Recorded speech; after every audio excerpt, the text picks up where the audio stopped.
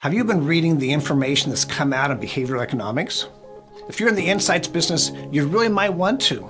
There's been some landmark discoveries. One thing we've learned is that humans don't make decisions on a 5-point scale. They make choices. Yet we use scales for everything. Rinus Likert invented the Likert scale 88 years ago, and we still use it all the time. This isn't your father's scale, this is your grandfather's scale. But we've learned a lot since then. We can do better. Let's briefly look at the problems with these scales.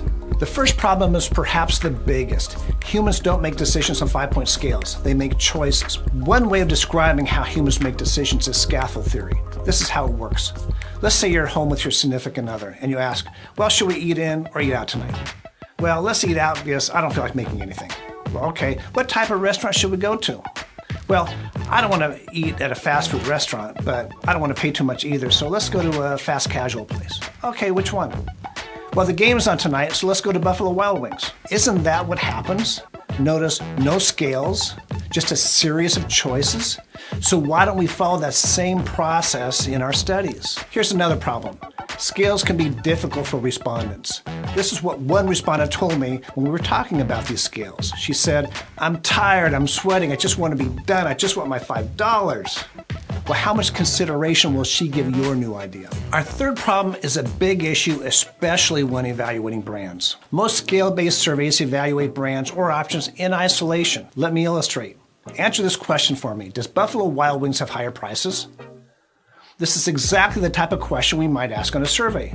But how do we answer it? Well, what about compared to Taco Bell? Now, what about compared to your favorite date night restaurant? Now, did your answer change depending on who we compared Buffalo Wild Wings to? If it did, that's a problem. Here's another problem. Different ethnic groups use scales differently. For example, Hispanics are much more likely to give us a higher score on the same scale.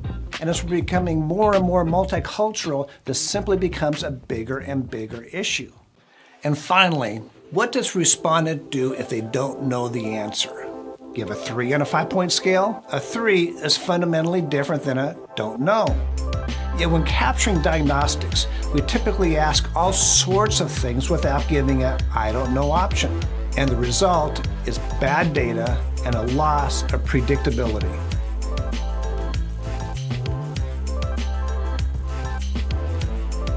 All of these problems, why do we still use these scales? Why do we still structure studies the same way we did in the 1980s? So stay tuned. In future videos, I'll show you some alternatives.